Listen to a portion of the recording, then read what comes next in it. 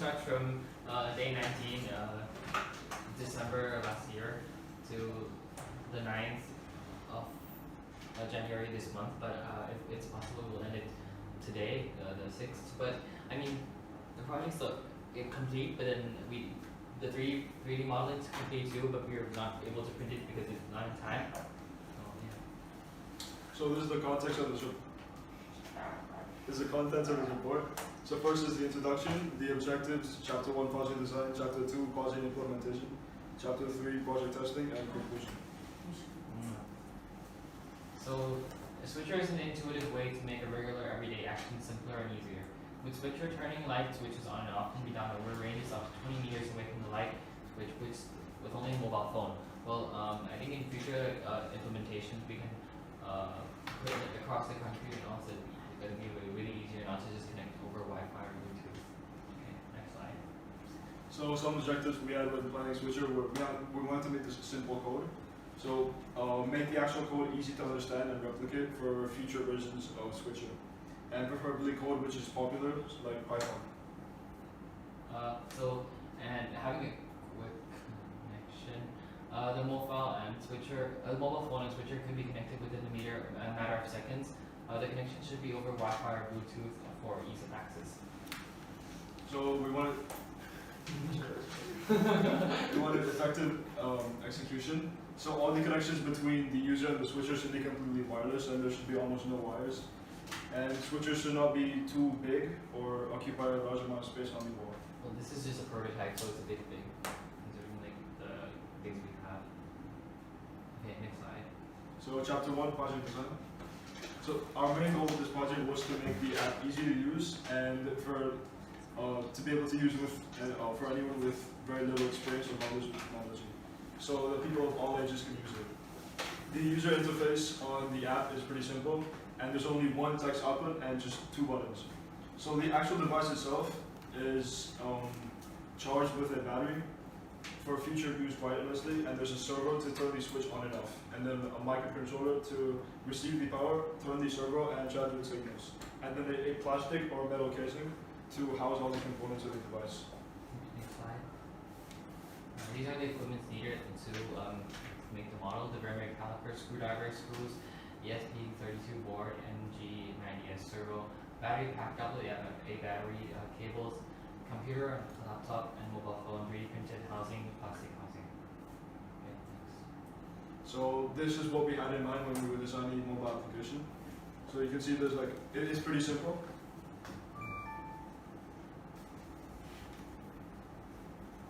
This is the inspiration we got for Switchr.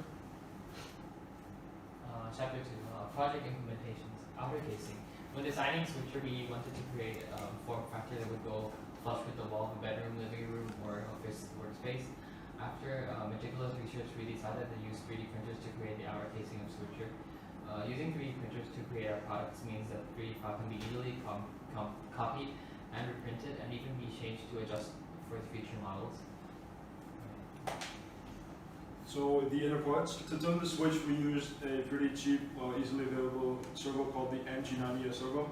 And the servo can be controlled to turn to precise angles rather than motors which only turn backwards or forwards without much control over the angle. And 3D printing was used to design a cap that sits on top of the servo. So it comes in contact with the switch and provides torque to flip it. And for the controller, we decided to use an ESP32 microcontroller from Espresso Systems. This is low cost, low power, and it has all the built-in features that we needed to tell the servo to turn to what angles we need to. And the ESP32 controller also has Wi-Fi and Bluetooth, so we can control it over long range, which is what we use to connect the user's mobile phone to Switchr. Code. For implementing the code of Switchr, we used an app called Lonnie, which specializes in creating development environments for beginners of Python. Lonnie is a cross-platform application available on all operating systems that make it easier for developers to connect to boards such as ESP32 or Raspberry Pi.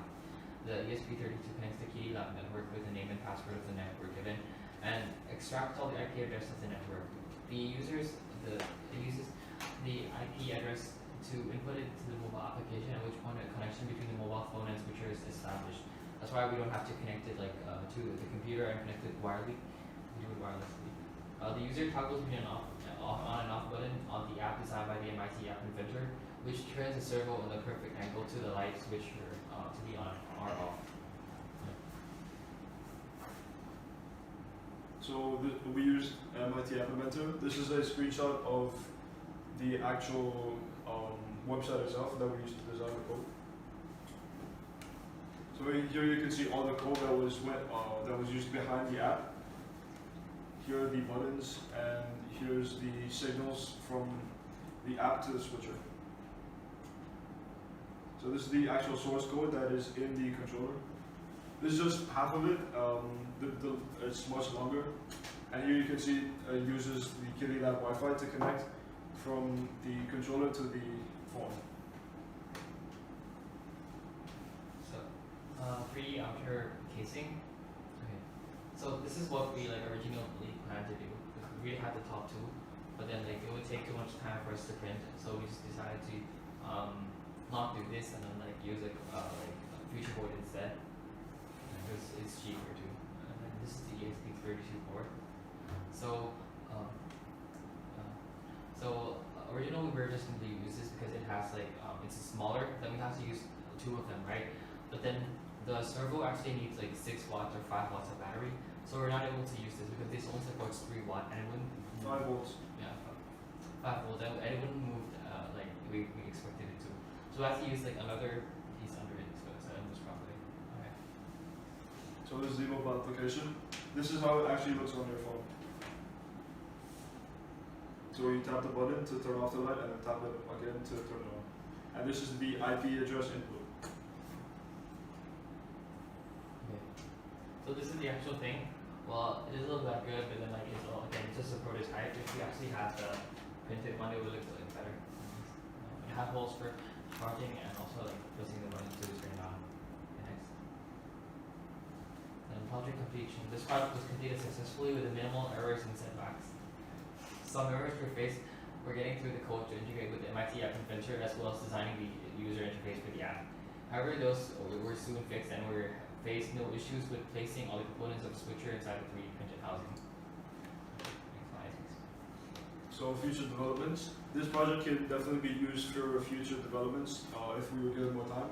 Some changes that we would make to the hardware of this project would be to make it much smaller and have a replaceable battery, and then have a smaller, less power-hungry board. These changes would make the size of Switchr much smaller, and would be easier to maintain over time. And the changes we would make to the software of Switchr would be by using Bluetooth, so that we can use Switchr almost 24/7 without the dependence of a Wi-Fi network. Even in power outages, you can use Switchr. Yeah, so on our project, there's some pieces that are to be used with other things too. So if we decrease the functions of it to only be on and off and do nothing else for the programming, it will be a lot cheaper to do. Next slide. So the future users to Switchr are almost done with this, and we can add an infinite number of light switches to the application. Additionally, Switchr's technology can also be used in other devices that can water plants on intervals, open or close curtains at specific times, or even turn off lights during school or office hours. So this can be used to conserve electricity in areas that we need to. To sum up, Switchr is a way to turn an everyday boring and often repetitive task easy, fun, and painless. Instead of signing up from wherever you are in the house, you can easily just load up the application and press the button. It's as easy as flipping a switch. Thank you. Demonstration? Okay. Morning. Yeah, let me show you. Got it. It works great. Yep.